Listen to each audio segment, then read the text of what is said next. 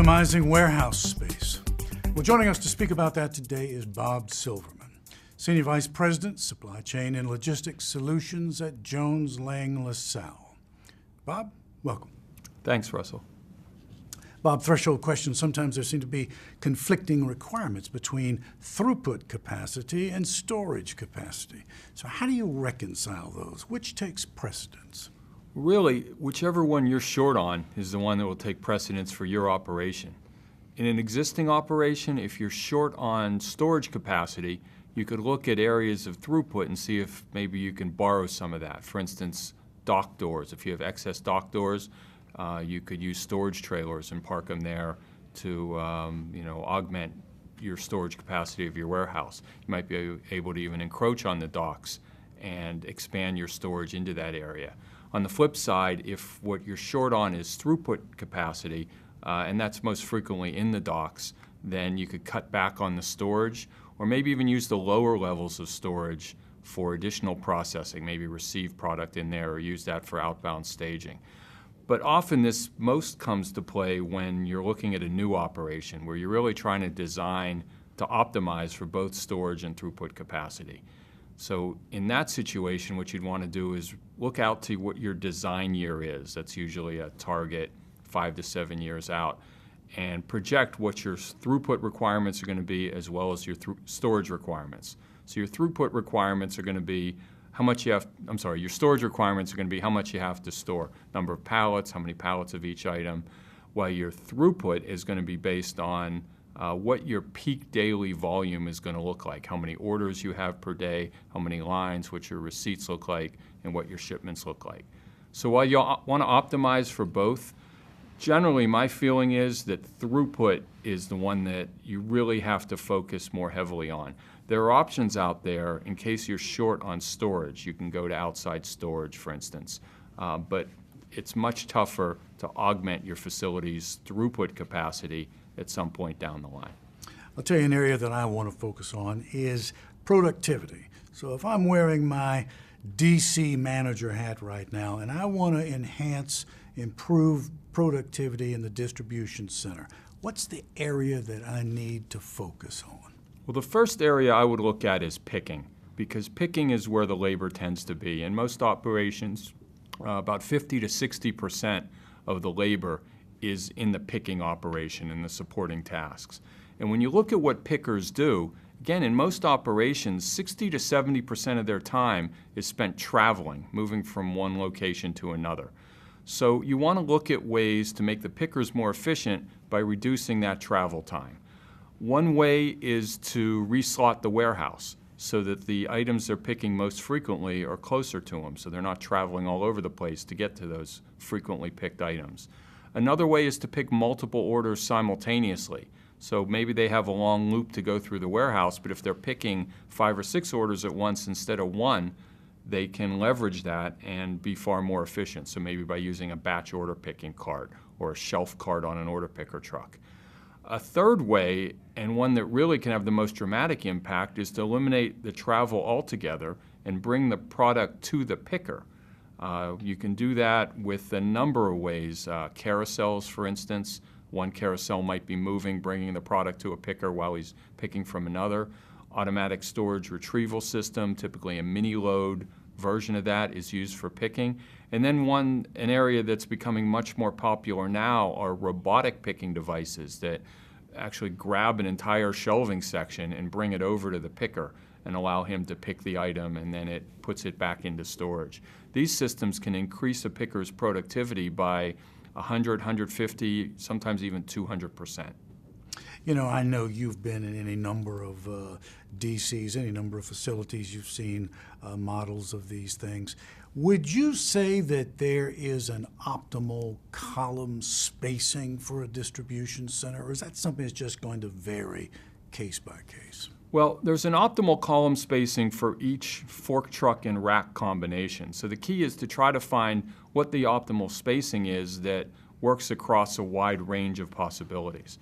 So if, for instance, you're using a counterbalance truck that works in a 12-foot aisle and the back-to-back racks are 8 feet deep. You add those two numbers together, the aisle plus the back-to-back rack spacing. In this instance, that's 20 feet. So the optimal column spacing would be a multiple of 20 feet, 20, 40, 60. If you're using a turret truck, a very narrow aisle vehicle that maybe needs a 6.5 to 7 foot aisle, you add that to your back-to-back rack again, that's 15 feet. So now you're looking at a multiple of 15. With a reach truck, that might need a 9-foot aisle, plus the 8 is 17, so 34 or 51 foot would be optimal.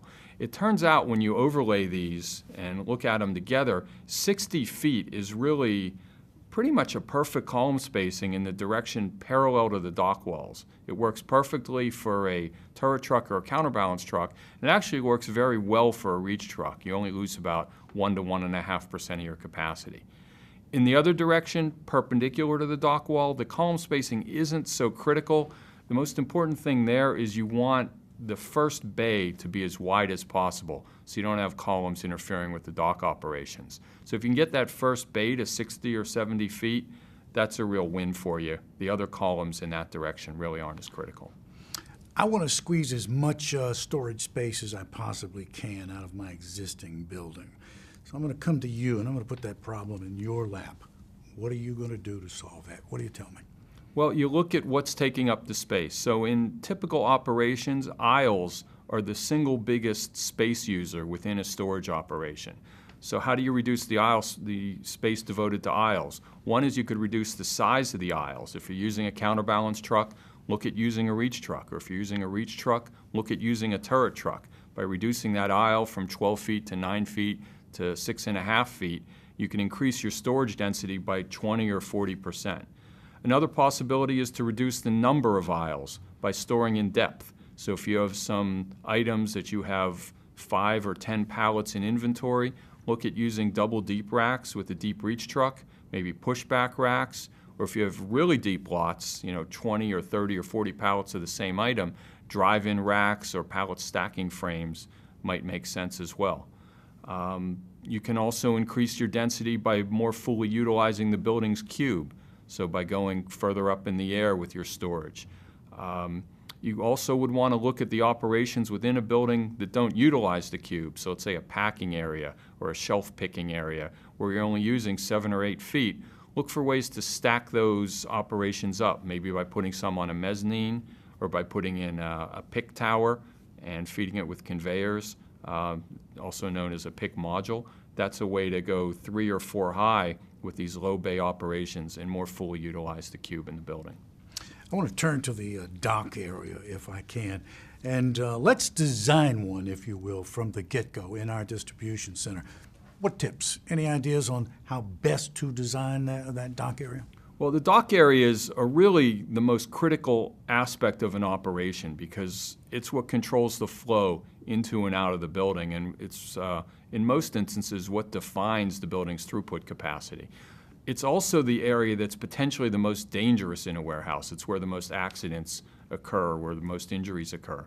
So you really want to design the dock operation for product to flow through it well and for it also to be very safe. So you need to leave enough room for the operations to occur properly.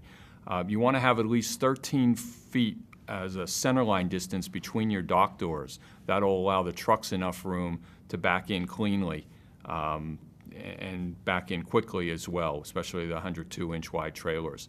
As far as the depth of the apron's, the distance that the trucks have to maneuver and to back in, you're going to want at least 135 foot as your truck apron. Many people like to store trailers, either stage trailers or empty trailers, at the edge of that apron. If you're going to do that, you're going to want 190 feet as your depth there. When you design the site, you're going to want the trucks to approach the docks from a counterclockwise direction. That'll allow the drivers to look over their left shoulder and their closer door and mirror to back in. It makes it much easier for the drivers to back in. They can do it more safely and more quickly.